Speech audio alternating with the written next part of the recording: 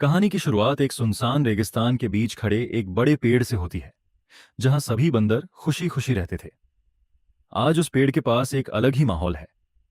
सारे बंदर अपने राजा के घर के बाहर इकट्ठा होकर नाच गाना कर रहे हैं, क्योंकि आज राजा के घर एक बेटे का जन्म हुआ है। वही आगे चलकर इस जगह का अगला राजा बनने वाला है। थोड़ी देर बाद राजा शिमन भी बाहर आता है। वह अपने बेटे को देखकर बहुत खुश होता है, क्योंकि बच्चा काफी ताकतवर लगता है। तभी महल के अंदर से मंत्री एक और बच्चे को लेकर आता है। यह बच्चा बहुत कमजोर और छोटा होता है। मंत्री राजा से कहता है कि जन्म के समय दो बच्चे हुए हैं, लेकिन परंपरा के अनुसार सिर्फ पहला बच्चा ही राजा बनेगा। राजा पहले बच्चे को गोद में उठाता है। वह स्वस्थ और मजबूत है। रानी भी उसे प्यार से देखती है और खुश होती है। राजा कहता है कि यही भविष्य में इस जगह का राजा बनेगा। सब लोग जश्न मनाने लगते हैं। लेकिन जब राजा दूसरे बच्चे को देखता है तो वह बहुत कमजोर होता है। यह देखकर मंत्री और बाकी लोग परेशान हो जाते हैं। कुछ लोग कहते हैं कि यह बच्चा प्रकृति की गलती है, यह ज्यादा दिन नहीं जी पाएगा, इसलिए इसे खत्म कर देना चाहिए। राजा थोड़ा सोच में पड़ जाता है। आखिरकार मंत्री उस कमजोर बच्चे को बाहर ले जाता है, क्योंकि रानी गहरी नींद में होती है। वह बच्चे को नीचे फेंकने की कोशिश करता है, लेकिन एक पल के लिए उसका दिल पिघल जाता है। फिर भी हालात ऐसे बनते हैं कि बच्चा नीचे गिर जाता है और एक खतरनाक जगह की ओर जाने लगता है। तभी एक बंदर बैल की मदद से उस बच्चे को बचा लेता है। उस बंदर का नाम अनुज होता है। वह बच्चे को अपने साथ ले जाता है और उसकी जान बचाता है। बच्चा बहुत दुखी और घायल होता है। गिरने की वजह से उसका एक हाथ भी ठीक से काम नहीं करता। अनुज उस बच्चे को अपने बेटे की तरह पालने लगता है। समय बीतता है और वह बच्चा बड़ा हो जाता है। अनुज उसका नाम एडवर्ड रखता है। एडवर्ड बहुत समझदार होता है। वह अपने दिमाग से छोटी छोटी चीजें बनाता है, जैसे पानी पीने का जुगाड़ और ठंडी हवा के लिए पंखा। एक दिन एडवर्ड देखता है कि उसने जो फल छुपाकर रखे थे उन्हें एक चूहा चुरा कर ले जा रहा है। वह उसे पकड़ने की कोशिश करता है, लेकिन बार बार गिर जाता है। तब अनुज उसकी मदद करता है और उसे एक नया तरीका सिखाता है, जिससे वह बिना ज्यादा ताकत लगाए काम कर सके। धीरे धीरे एडवर्ड और अनुज की जिंदगी ऐसे ही चलती रहती है। एक दिन उन्हें दूर से खेल की आवाज सुनाई देती है। यह बंदरों का एक खास खेल होता है। एडवर्ड बहुत उत्साहित हो जाता है और वहां जाना चाहता है, लेकिन अनुज डरता है कि अगर वे पकड़े गए तो उन्हें बहुत मारा जाएगा। फिर भी एडवर्ड चुपके से वहां जाने का फैसला करता है। वह अनुज को भी साथ चलने के लिए मनाता है। जब अनुज नहीं मानता तो एडवर्ड खुद ही पेड़ से कूद जाता है, हालांकि उसका एक हाथ कमजोर होता है। मजबूरी में अनुज भी उसके पीछे चला जाता है। दोनों छुपकर खेल देखने लगते हैं। वहां राजा का बेटा वान्या खेल रहा होता है। वह अब बड़ा और ताकतवर हो चुका है और आसानी से खेल जीत रहा है। सभी बंदर उसे देखकर खुश हो रहे होते हैं। तभी खेल के दौरान गेंद उनकी तरफ आ जाती है। एडवर्ड खुद को रोक नहीं पाता और गेंद पकड़ने के लिए कूद पड़ता है, लेकिन गिरते हुए गेंद एक पत्थर के अंदर फंस जाती है। बाकी बंदर उस पर गुस्सा करने लगते हैं। तब एडवर्ड अपनी समझदारी का इस्तेमाल करता है। वह लकड़ी और एक खास चिपचिपे पदार्थ की मदद से गेंद को बाहर निकाल लेता है। यह देखकर सभी हैरान रह जाते हैं। वान्या खुद एडवर्ड को उठाकर धन्यवाद देता है। एडवर्ड एक नया आइडिया देता है कि इस खेल को और बेहतर बनाया जा सकता है, लेकिन वान्या कहता है कि यहाँ के नियम कभी नहीं बदलते। तभी कुछ बंदर एडवर्ड के हाथ को देखते हैं और पहचान लेते हैं कि यह वही पहला राजकुमार है जिसे सब मरा हुआ समझते थे। यह जानकर वे परेशान हो जाते हैं, क्योंकि अगर यह सच बाहर आ गया तो सब कुछ बदल जाएगा। वे लोग एडवर्ड को पकड़ने की कोशिश करते हैं, लेकिन अनुज उसे चुपके से वहां से भगा ले जाता है। उधर किसी तरह एक बंदर गेंद लेकर राजा के पास पहुंचता है, लेकिन गलती से वह गेंद राजा के सिर पर लग जाती है और उसके बाल भी खींच लेती है। राजा गुस्से में आ जाता है। तभी कोई चालाकी से दोष दूसरे बंदर पर डाल देता है। फिर राजा आदेश देता है कि एडवर्ड को ढूंढकर उसके सामने लाया जाए। अगले दिन हम देखते हैं कि एडवर्ड एक पहाड़ी पर बैठकर पक्षियों को देख रहा है। अनुज उसके पास आता है। एडवर्ड उससे व्हाइट माउंटेन नाम की जगह के बारे में पूछता है, जहां हरियाली, पेड़ पौधे और जानवर होते हैं। अनुज उसे बताता है कि उसकी मां भी कभी वहां रहती थी, लेकिन फिर वह कहता है कि उसकी मां अब इस दुनिया में नहीं है, इसलिए उसे इन ख्वाबों को भूल जाना चाहिए। फिर भी एडवर्ड उस जगह के बारे में सोचता रहता है। तभी राजा के सैनिक वहां पहुंचते हैं और कहते हैं कि राजा ने एडवर्ड को बुलाया है। अनुज डर जाता है, लेकिन एडवर्ड हिम्मत करके अकेले ही जाने का फैसला करता है।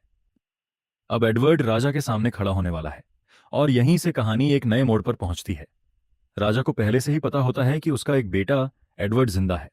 जैसे ही एडवर्ड उसके सामने आता है, राजा उसका नाम लेकर उसे पहचानता है और कहता है, क्या तुम मुझे नहीं पहचानते? मैं उत्तर का राजा हूं, जहां मेरे अलावा कोई नहीं रहता।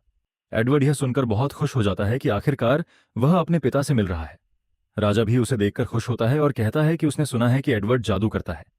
इस पर एडवर्ड कहता है कि यह जादू नहीं, बल्कि उसकी समझ और आविष्कार है। वहीं खड़ी एक बंदरिया इस बात पर गुस्सा हो जाती है, क्योंकि वह जादू में विश्वास करती है। राजा उसे चुप कराता है और एडवर्ड से अपनी राय बताने को कहता है। एडवर्ड कहता है कि उसने एक ऐसा तरीका बनाया है जिसे हर कोई इस्तेमाल कर सकता है। वह पेड़ की पत्तियों से एक खास चीज बनाकर राजा के लिए एक मुकुट तैयार करता है। राजा उस मुकुट को देखकर बहुत खुश हो जाता है, लेकिन सभी बंदरों को वह पसंद नहीं आता। कुछ बंदर पहले ही पहचान चुके होते हैं कि एडवर्ड असल में राजा का बेटा है और वे उसे मारना चाहते हैं। इसी बीच एडवर्ड एक और चीज दिखाता है। वह राजा को पानी में उसका प्रतिबिंब दिखाता है। राजा पहले खुद को देखकर डर जाता है, लेकिन एडवर्ड समझाता है कि यह सिर्फ उसका ही चेहरा है जो पानी में दिख रहा है। यह देखकर राजा खुश हो जाता है। जब वह सिंहासन पर बैठता है तो उसे दूर दूर तक सब कुछ दिखाई देने लगता है। वह अपने राज्य और प्रजा को देखने लगता है। तभी एक चालाक बंदर अपनी योजना के तहत एक और बंदर को एडवर्ड की तरफ भेजता है। अचानक हमला होता है और अफरा तफरी मच जाती है। इसी दौरान एडवर्ड का सहारा फिसल जाता है और राजा संतुलन खोकर एक चट्टान से नीचे गिर जाता है। सबको लगता है कि राजा मर गया है। तुरंत सारा दोष एडवर्ड पर डाल दिया जाता है कि उसी की वजह से राजा की मौत हुई। योजना के मुताबिक उसे पकड़कर नीचे फेंक दिया जाता है, लेकिन राजा बच जाता है और वापस उठ खड़ा होता है। वह गुस्से में पूछता है कि यह सब क्यों किया गया। तब सच्चाई सामने आती है कि उसे मारने की साजिश थी। राजा कहता है, हमारे नियम के अनुसार कोई भी बंदर दूसरे बंदर को नहीं मार सकता। लेकिन फिर सवाल उठता है, क्या उसने खुद कभी ऐसा आदेश नहीं दिया? यह सुनकर राजा सोच में पड़ जाता है। वह वहां से चला जाता है। एक छोटा बंदर पूछता है कि क्या एडवर्ड अब कभी वापस आएगा। जवाब मिलता है कि जो एक बार गिर जाता है वह कभी वापस नहीं आता। यह सुनकर राजा भी दुखी हो जाता है। उधर एडवर्ड बहुत चोटिल और अपमानित होता है। वह ठीक से खड़ा भी नहीं हो पा रहा होता। वह मदद के लिए पुकारता है, लेकिन कोई बंदर उसकी मदद नहीं करता, क्योंकि सभी मानते हैं कि पेड़ पर देवता रहते हैं और नीचे उतरना मना है। एडवर्ड हिम्मत करके आगे बढ़ता है।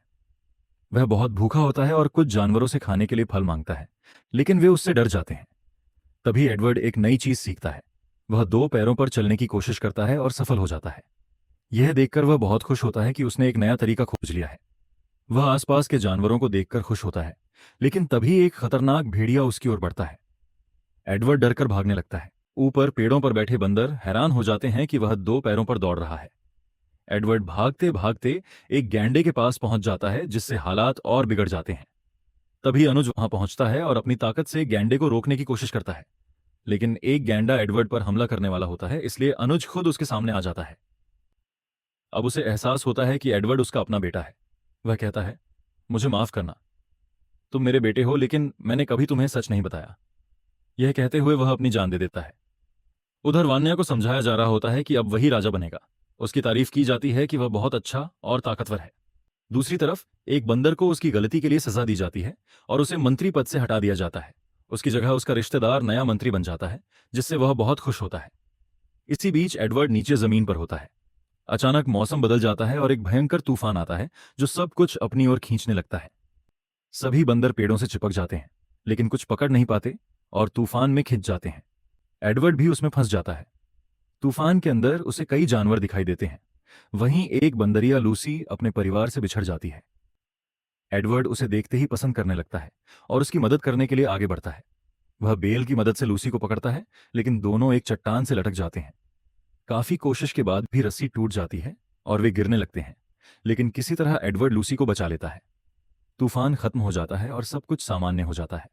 लूसी पहले थोड़ी गुस्से में होती है और एडवर्ड पर हमला करने की कोशिश करती है, लेकिन एडवर्ड उसे समझाता है कि उसने उसकी जान बचाई है। धीरे धीरे वह शांत हो जाती है। एडवर्ड उसे पसंद करने लगता है और उसके पीछे जाने लगता है। दोनों कुछ समय तक साथ चलते हैं। इस दौरान एडवर्ड को कई मुश्किलों का सामना करना पड़ता है। वह एक हाथ से पहाड़ चढ़ता है और आखिरकार लूसी तक पहुंच जाता है। वहां लूसी अपना नाम बताती है। एडवर्ड थोड़ा गुस्सा हो जाता है और कहता है, मैं एक हफ्ते से तुम्हारे पीछे आ रहा हूं, मैंने अपने दोस्त को भी छोड़ दिया। लूसी उसकी बात सुनती है और उस पर भरोसा करने लगती है।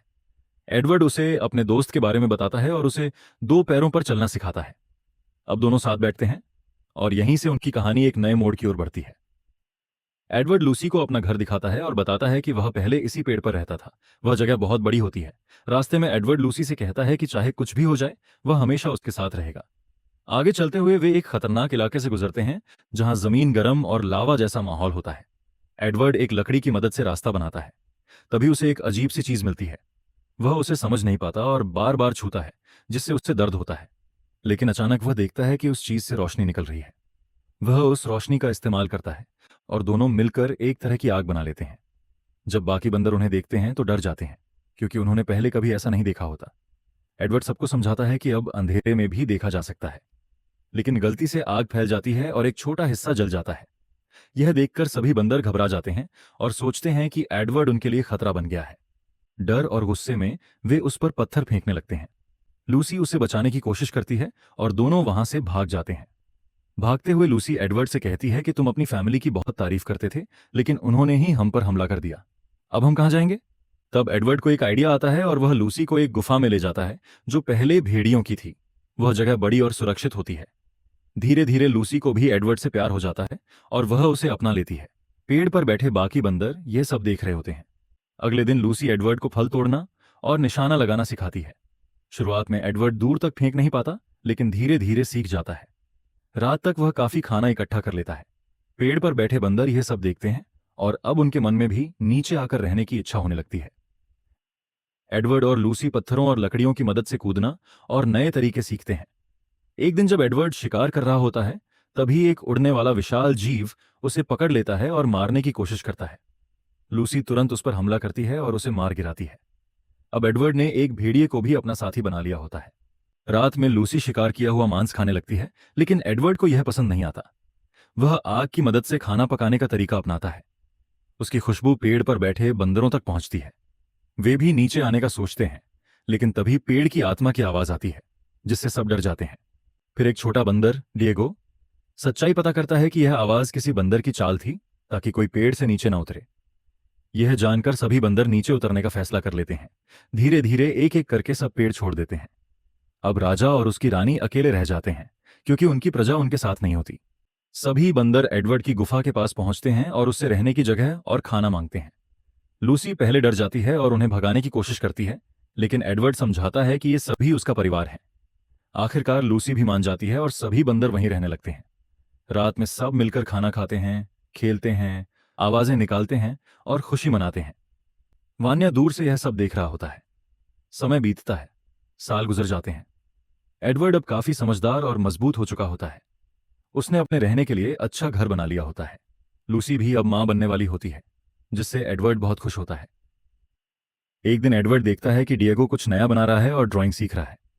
वह खुश होता है, लेकिन तभी कुछ बंदर आपस में झगड़ने लगते हैं, तो एडवर्ड उन्हें रोकता है।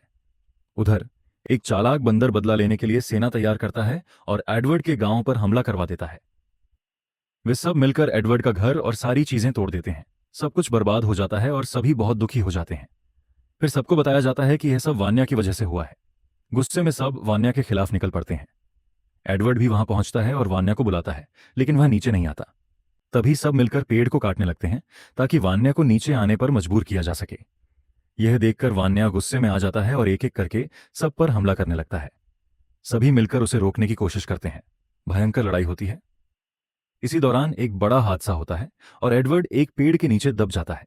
उसी समय भयंकर बाढ़ आ जाती है और सभी वहां से भाग जाते हैं, लेकिन बाद में एडवर्ड को बचा लिया जाता है। वान्या बहुत दुखी होता है, क्योंकि उसका पुराना पेड़ और सब कुछ खत्म हो चुका होता है। एडवर्ड उससे कहता है कि यह सब मेरी वजह से हुआ, लेकिन वान्या कहता है, नहीं, यह मेरी गलती थी। मैं सत्ता के लालच में अंधा हो गया था। फिर वह एडवर्ड से कहता है, तुम मेरे भाई हो। दोनों एक दूसरे को गले लगा लेते हैं।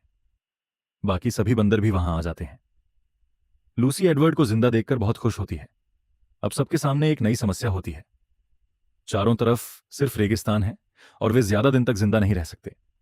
एडवर्ड सबको शांत करता है और कहता है कि उसे एक ऐसी जगह का पता है जहां बहुत हरियाली, पानी और फल हैं।